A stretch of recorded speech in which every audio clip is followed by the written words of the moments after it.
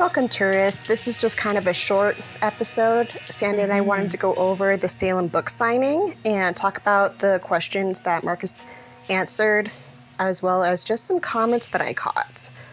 We're going to start out with something kind of funny, following the pattern of every single episode so far. Yes. One of our theories we recorded just a couple days prior was debunked. Yep. But I kind of love it because it's just, if this continues as a trend, it's just really funny. It is pretty funny. It is pretty funny. So I guess for those of you that listened to the last episode on Memory Lane, something that Skye and I were like quite fixated on was grandmom and the way it was spelled. And Skye, did you ask this question to him directly at the book signing? Or how did it come up? Actually, I think it was something at the end. So everybody had left. I was standing in the corner furiously writing notes to make sure I had everything. And Marcus came over and asked if I had any other questions. I was really excited. So I was like, oh my gosh, what do I ask? And I remembered that we had recorded that. I was like, this would be good to actually know for sure if we were right or not. So I asked. He was like, it's just grandmom. It's just grandmom. Yes. And so I think it's unintentional, but I mean, we could always pretend, kind of like Buckley is the stray dog of Stray Dog Summit. That's true. We ever had cannons? I was so convinced because I'm like, who in Canada and the US spells mum M-U-M? It's just not, it's not a thing here. But gosh, debunked again. Days after, when Skye told me, I was like, no. Oh, but that Watch was really this be funny. one of the theories that is stolen. Oh, true. He's going to borrow this and be like, oh, that's actually a good idea. Okay, so I'm going to talk a little bit about getting to the book signing. Mm-hmm. I am actually about 3.5, 4 hours away from Salem. So I wasn't able to leave until after an appointment. So once I got in my car, I was like, following the speed limit for sure, legally driving up the highway. I was actually listening to the audiobook because it's the only form of this book I've not actually read yet. Oh. I was so worried I wasn't going to make it. So I was happy to get there even if I was an hour late, which in hindsight was probably a good idea because I had a load of hyper-specific questions and it probably would have been a lot to handle if I asked every single one of them. It was packed when I got there and standing room only, which is really, really cool. I was really excited about that. So I had my notebook. I was ready. So here are the questions that I can remember. And just a heads up, other than the very first question, these questions are not in order. My notes were all over the place because I cannot write clearly while standing, apparently. Same with my answers, actually. I'm pretty sure I correctly wrote down everything, but there is a chance that I misheard something too. Fair enough. So starting with the first one, when I walked in, Marcus was in the middle of answering a question. I assume it has something to do with inspiration in the world or media for his book because he was talking about found footage movies. That is a hard word to say. And he mentioned the first Paranormal Activity, the Blair Witch Project, and an Australian film called Lake Mungo, all found footage. I never heard of that one. Have you seen that one? Lake Mungo? I haven't either, actually. Yeah. I did learn they're all found footage films. And it's funny that you point out Lake Mungo.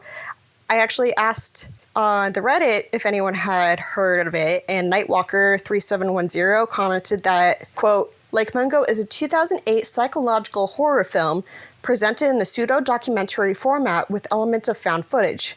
It follows a family trying to come to terms with the loss of their daughter and the supernatural events they experience after it. Now I want to watch this. I know, right? I've watched Blair Witch Project and the Paranormal Activity movies, but that also sounds really good. And those like are pretty creepy, so I imagine Lake Mungo is going to be same level. Yes. We should watch that together, actually. We should. Actually, a question that was asked a bit later ties into this one. I don't remember what it was verbatim. I really wish I could write as fast as I hear things. I believe it was something along the lines of if we will ever see the entity or monster. And Marcus answered that he wanted it to be like Gandalf when Gandalf talks about the nameless thing at the bottom of the sea. which apparently isn't explained in either the books or the movie. I'll admit I haven't read the entire series, but that's what he wants, quote, not to confirm anything too much. I can see it being like that. I don't have it written down, so I can't remember exactly what he said about it, but he mentioned like the last Paranormal Activity. It kind of ruined it when they did show the monster. It takes away from the mystery and almost a little bit of the fear, knowing what you're up against. Yeah, because there's so much fear around the unknown. Exactly. And we don't know what we're dealing with. We've seen things like the thing at the bottom of the stairs that she thought was Jenny, but did we really see it? Yeah. So yeah, I like that. I think that's a good way to go. Yes, for sure. And a comment that Marcus made later, I don't remember if it was in response to a question or if it was offhand, that the books We Used to Live Here and the future ones have answers you can't trust, which is prominent in the next book. Answers you can't trust. What do you mean? You and I, like, pour over these, so that's going to be really hard for us in particular because... Yeah, that's going to be like at the back of my mind now. Oh, it's this, but wait. Can we trust it? I'm going to be like, I'm doubting everything now. We're going to be so paranoid. I know. Hey, we're getting trapped. We're getting to that point where there's paranoia. We might have to start popping some quetiapine with Thomas. Oh my goodness. Oh man, it's going to make the next reread so hard. I know. There were a couple of different questions about Hollywood, as well as just some comments that Marcus made about it. We know that Blake Lively is starring in We Used to Live Here, but we learned that Sydney Sweeney will be starring in the next film, which I'm assuming is Caretaker. See, I did see news articles about that, but the Blake Lively one was so long ago that I wasn't sure how truthful it was still. And this is just like a side piece, but with like all the drama going on with Blake Lively right now in the media, is she still gonna do this? I wonder. I don't know. And I wasn't sure too if Sydney Sweeney, the rumor about Sydney Sweeney being part of the Caretaker was true, because it's so early. I'm like, the book isn't even written yet. And we already know who's gonna play the main character, but I guess it's just the way Hollywood works, maybe, and because he signed the 3-book deal and whatever, so it was pretty cool. It wouldn't shock me if someone, either Marcus or someone helping him, is writing the screenplay as the book is being developed too. Oh, maybe. I don't know. Because I know he doesn't like... one of the reasons he didn't want to be part of the movie is because of the way that the screenplay can be written, and that he really has no control over it. That's true. So, I don't know. Hollywood's confusing. Yeah, it is. We did learn that a lot of directors actually read either the book or screenplay for We Used to Live Here, even if they decided to pass on it. Wow. This included, remarkably, M. Night Shyamalan. Wow.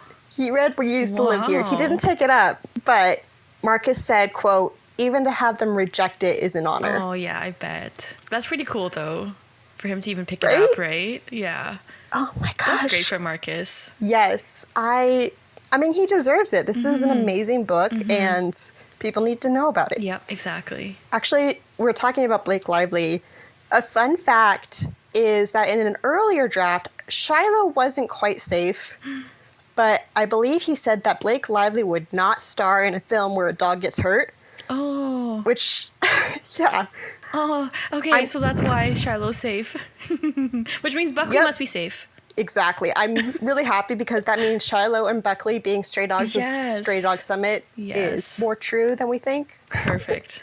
I'll go with that. I like that. Actually, speaking of Stray Dog Summit, I apologize. I didn't catch the whole question or the whole answer to this one. I was actually right by the cash register, and someone was checking out at the exact same time. So I was having a lot of trouble hearing.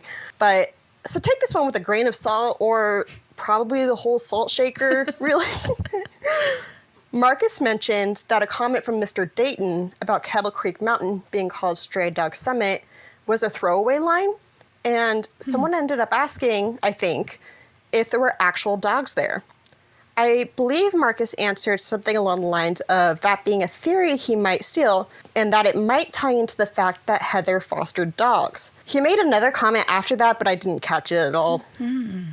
All right. So this is him maybe stealing ideas from us, or from people, not just us, but like everybody, fans.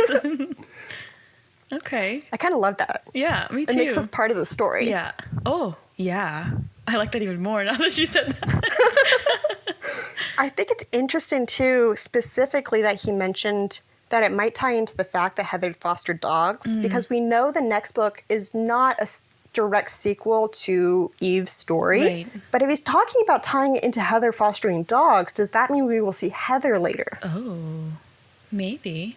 Oh, what if there's another character that's not called Heather but fosters dogs and it's actually Heather? I like that. I like that more than my initial idea, which was that the next story was actually happened before Eve's story. Oh. It's going to be so hard to wait for this book. Whenever I think of the caretaker, too, I think of the man in the basement being the caretaker for that guy in the room. Yeah, that was my thought, too. Yeah, that's what, like, my brain keeps going to. Paul T, I think, specifically calls himself a caretaker of the man in the room, too. Yes. Oh, gosh, waiting for that book is going to be hard. I know. All right, so we did also learn that the next book is set in Salem, Oregon. Oh my gosh, I'm so excited about that. I have so much state pride. We also learned that the main character is very similar to Eve in a lot of ways, except more bitter and jaded. Yeah, because Eve really seems, she's anxious and stuff, but she seems very innocent. Kind of, this is silly, but my first thought was like someone who has worked in retail a long time. In customer service and is just sick of people. Yeah. Yeah. It's like they have to be people pleasing. Yeah. And have to show this happy front. But like the more people are just wear you down, the harder it is to keep up that facade. I wonder what has made her bitter and jaded, this new character. I'm Life going is to be hard, thinking maybe. about that. I mean, sometimes that's just it. Life Yeah. is really difficult. Yeah. I believe this question was along the lines of what Marcus's writing process was and how he gets started. I thought this was really cool as someone who writes a little bit myself, but Marcus told us that he opens up a book and transcribes it for 10 to 15 minutes. So like he'll open up The Shining and to a random page and just start writing exactly what's on the page. You have to switch up the authors to avoid following a style too much. He did say that nothing has inspired his writing more than that. That's pretty cool. Like he was talking about, I think he used Stephen King in particular. He'll use Stephen King a couple times, then he'll switch to a different author so he's not emulating Stephen King's style of writing too much. Yeah. Which makes a lot of sense. It also kind of like, if he does that with a lot of psychological thriller horror books, it also makes sense with the inspirations that are kind of brought into book. Although everything is 7 degrees away from each other, so everything is connected to everything else for sure. Yeah. Another question was if someone was collecting the documents and if he knew who it was. I'm sorry, I'm trying not to smile at this question. Marcus answered that he did indeed know who was collecting the documents, potentially 2 people, which this is no way correct. Like me and you two? That was my thought too.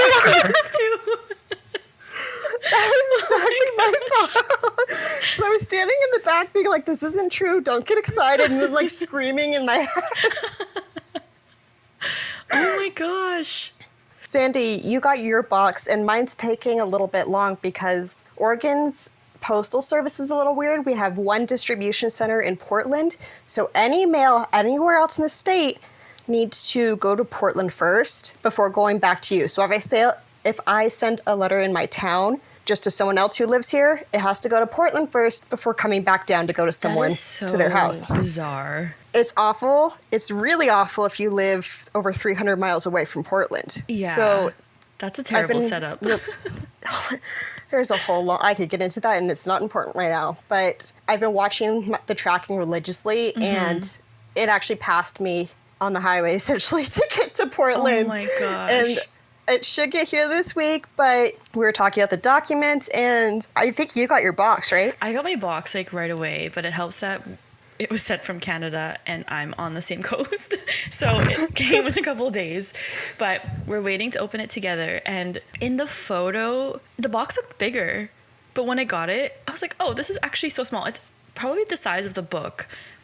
So That's so interesting. documents, quote unquote, are stuffing. I wonder Oh, that'd be so cool. I wonder how much is in there. I don't know. Like, we know that the packing has codes on it because that was definitely teased. And I look at that photo all the time.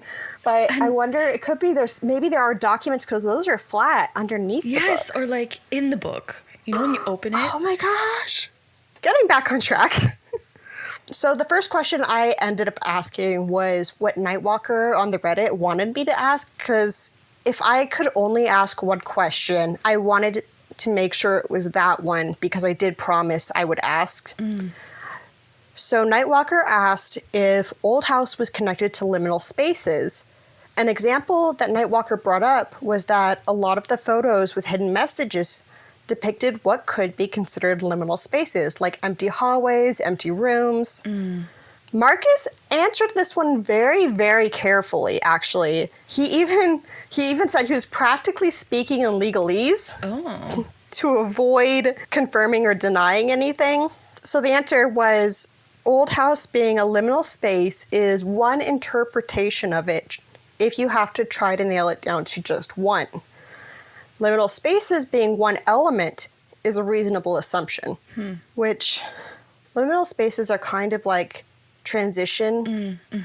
And someone explained it to me that it's like going to school, you know your classroom, your classmates are there, it's daytime, but if you go at night, it's eerie, there's nobody there, and it kind of takes on a different and unfamiliar aspect, which kind of reminded me of the book. Like, it's Eve's house, Eve is familiar with it, but it changes around her as it becomes unfamiliar to her. Oh, I like that example. So, and if I'm wrong, please someone correct me in the comments. That's just how someone explained it to me. No, I think that makes sense. Yeah, I think Marcus is trying not to give too much away either. So it being one element is, I think it's reasonable. But I think he's also leaving it up to our interpretation. So the next question I asked, speaking of assumptions, was actually about Andrew Melvin. We know that the AMIF tapes all disappeared on June 3rd, 2017 at 3:17 a.m. We also know that everything relating to Eve Palmer, aside from the locket, disappeared as well. I asked if because the tapes disappeared, if we can assume that Andrew left the old house that he was interrogated in. I don't remember the exact wording of Marcus's answer because he didn't want to confirm or deny anything, but it was something along the lines of that being a logical guess. That makes so much sense too, though. When Eve leaves and becomes Emma in the different old house, that explains the help document at the end where Charlie's like, she's just gone. Yeah. I think he's jumping further and further into old house. I wonder if he was the one being chased by three people in the white suits. Yeah, I was wondering that too. Far-fetched theory.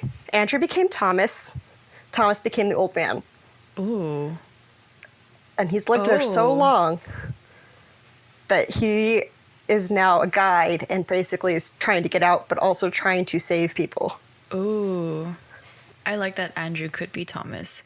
That Andrew stumbled into Old House accidentally as a child or as like a teen. Yeah. Something funny actually happened after I asked the second question. I guess Marcus recognized my questions because after I asked the second one, before he answered, he was like, "Wait, are you Skye?" I was like, oh my gosh. He knows. And he called me a super fan, and I hid behind my notebook actually for a moment. And he said he didn't want to embarrass me. And I was not embarrassed that you called me out. I was stoked by that. I was more embarrassed by how interrogative my questions can be when I'm really excited or focused about something. Like, Sandy, you know, when our first interaction was literally me coming to you and asking for your sources of information about the codes being unsolvable. Yeah. So I was not embarrassed that you called me out. I was just like, oh my gosh, I am just throwing these hyper-specific questions that probably are really confusing, and I'm being really odd right now. No. I think that's awesome, though, that he recognized like who you were. It was like, oh my God. And then was so nice about it. Like that's such a nice interaction. He was so sweet. It was Yeah. really, really awesome getting to meet him. He was also very kind and letting me ask so many questions. So nice of it. I also asked if being in an old house heightens compulsions like smoking. We've seen that specifically in the book about a lot of people smoking, like Heather smoking, Eve saying she used to smoke. We've even seen it outside of the book in some of the emails, or one Right. email in particular. Marcus answered that he very emphasized some people say that old house heightens things like depression and anxiety. That explains the lower your BPM and the Seroquel. Who do you think that the some people are? Oha. Yeah, that was my first thought too.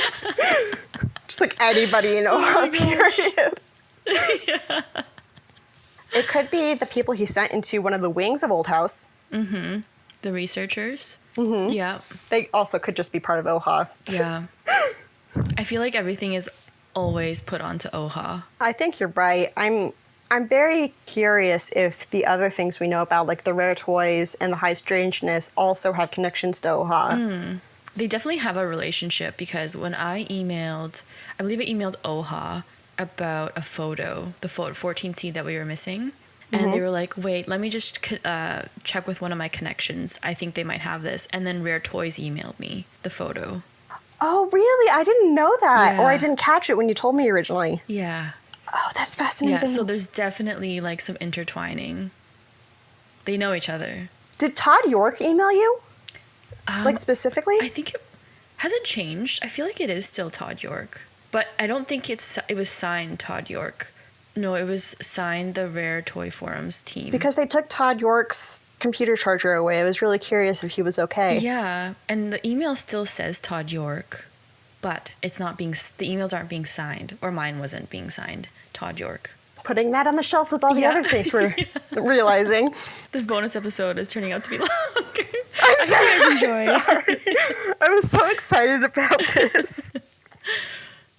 So I talked a little bit about I was listening to the audiobook on my way up.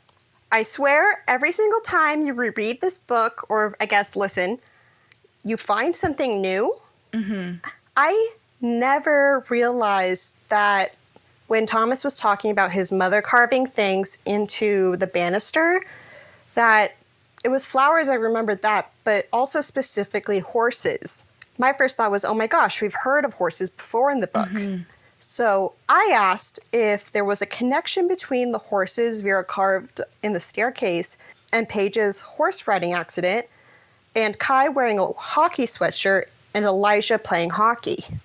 His answer was something along the lines of, yeah, that was intentional. So, is he stealing that idea? It could be we are using a little too much red string to connect things. Yeah. Yeah, maybe he's just like humoring us now. Probably. Yeah, you can think that. I'll put that in my pocket and maybe use it in the future. That would be so awesome to be like, that's our theory. Yeah. Oh, imagine in the next book or something, he puts us in the acknowledgements. Thank you to Skye and Sandy. That'd be so cool. Oh my gosh, oh my gosh, oh my gosh. Yeah, I'd be like, oh my god, I have to frame this page. We'll have to buy 2 copies then. Oh, One to take out the yes. page to frame Yeah, it. exactly. So actually, someone asked a question about the colors, which is fair. They are very prominent in the book. And Marcus told the story about how people thought that the colors were important in the basement short story because Howie liked a certain color and said a different color at the end. He then asked me what the colors were. And I was like, oh my gosh, That's so exciting. I tried to be cool about it. I was so excited I could answer. For any tourists who don't know, blue is what Howie wears, they talk about the blue nightstand, I think, in that one. And at the very end of the short story, Howie says that he likes green, which was an accident. But Marcus rolled with that. He took that theory and made some colors important in the book. However, Some are just colors. Well, it's a good thing we're looking at all of it. This is what spreadsheets are for, people. Yes. You should see how many we have. Oh my God. And we're thinking about getting whiteboards. Like, we are dedicated. Something he also pointed out, actually, speaking of the basement short story, was that when his stories were just on No Sleep subreddit, that he had a whole plan for the Polterkites Expanded Universe. That being published actually threw a wrench into those plans. And not verbatim, I believe he says something along the lines of having to rebuild everything. Oh. I'm so curious. Like, after this whole thing is done, I would just love to pick his brain about what those differences were. You know, like, what was your plan? What was your vision? And then how did you change it? Well, I guess we'll know what the change is, but like, what was your vision before? I'm just so fascinated. Right? It's actually funny that you say that, because I'll go into more detail about this, but one specific thing he told me afterwards, or when I was getting my book signed, was like, I should interview you and Sandy to make sure I keep things straight for the next book. That's so exciting. It would be so cool if we could just be like, yes, here's our binder full of theories and what we've done. Yeah, no kidding. Oh my gosh, that would be so cool. And it was already cool that he had said that him and Charlie would be willing to sit on a podcast episode with us. Yes, I'm so excited about that. Which we're still trying to figure out when the perfect time would be. But, oh my gosh. I know. I kind of want to finish at least writing out these episodes before, but that was just such a cool moment. That is so cool. Oh my gosh, if you guys could see Skye right now, I guess you'll see in the next bonus episode, because we're planning to do video for that one when we do the unboxing. But oh my God, we're just like, our hands are on our faces. We're like, I'm like completely red from excitement right now, honestly. Okay, bringing it back in. We can do this. Sorry, guys. So, one of my favorite comments actually was that some people don't know that they are in an old house. That one old house only had one real person, and everyone else were apparitions. He compared it to the Truman Show. When the person would leave the room, everyone would snap into a certain pose and not move until that person came back. My thought was the T pose from the instructions. Yeah, the cross. That's better than T pose. I was like, I couldn't remember exact words and I didn't have time to look it up. Yeah, you close. You just Exactly. picture it in your head. It's like this. I'm not going to go too much into this theory, but my thought when he said that was, are all of the old houses experiments? Are they experimenting on how humans react to the entities or in certain scenarios? That would be, yeah, I can see that. It's aliens, you know? The aliens are experimenting with humans, and we know aliens aren't off the table. Caretaker has been almost confirmed to have aliens, according to that Instagram. Yeah, there you go. So it was really fun. After the questioning, we got into line to get our book signed. And everybody else had their nice copies with the cover still on them. And I was here with my coverless book, tabbed to the heck. So many notes written inside, which is why I have multiple copies, because I did want to own a nice copy, as well as my falling apart. I have to reinforce it because it is literally tearing the text block from the spine book. Mine too. So he got excited when he saw it, and he was taking pictures of it and flipping through it. And he mentioned I should scan it, which I might just transcribe all my notes and take pictures of the important pages and send it at some point. I'll add that to my project list for this. Yeah. But that just made my day. And I was trying so hard to not be like fangirling. So I was just like, yeah, that would be cool. Yeah. I can definitely do that. And after I got my book signed, I know I was like, Actually, a couple of people, I didn't mention this. When he called me out was just like, "Are you Skye?" He talked about our podcast. He was like, "I listen to the podcast when there are new episodes, and you all should too." And he was like, "It's called Inside Old House. Oh. It's on Spotify." I know. Oh my gosh. That is so kind of him. And it's like really nice to know that he actually listens to it. He's gonna listen to this and he's like, these girls. Probably. He's like, they are so far off base. It was cool though, because a couple of people afterwards came up to ask me about my questions as well as the podcast. So that was exciting.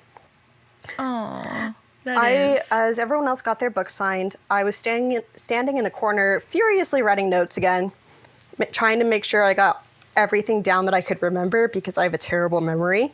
And I wanted to make sure that I got everything as accurate as possible for when I eventually posted on the subreddit. So I was just standing there as everyone emptied out, the chairs were put away. I was just over there writing my very haphazard notes. And Marcus came over actually and asked if I had any more questions. So some of the questions we've talked about were from this after, but it was just so cool that he was willing to just come over and talk to me about this and talk to me about what we were doing, what we were learning, what we were working on currently. We did, yes. I love that. It was really awesome. And we did learn, I did learn and shared was that going forward with some of the Morse code pixels, that they are going to be 4 pixels instead of 1. Oh, yes. Thank you. I appreciate you for doing that. We still have not. It was so hard. Yeah, we still have not solved that one. I think that we pretty much have given up on it. So at some point, if you want to re-release that photo, that would be appreciated. There's 2. We re-released both. Oh, that's right. There were 2. Man. Mm-hmm. One was a bit easier, but still, like, we weren't 100% sure. Mm-hmm. You know? And just with it being condensed, when we blow it up or try to zoom in, it's just so pixelated and fuzzy. Yeah, even after because I had emailed for the originals, and even after we got the originals, it was just not happening. Yeah. So, all in all, we learned a lot, which was phenomenal. And for anybody who is going to be in the Salem area, the Bookbin, which is what the bookshop was called, is so cute and adorable. And they have a bookshop cat, a fuzzy orange cat named Rose. No way. Yeah. Oh. And Rose lives at the shop full time.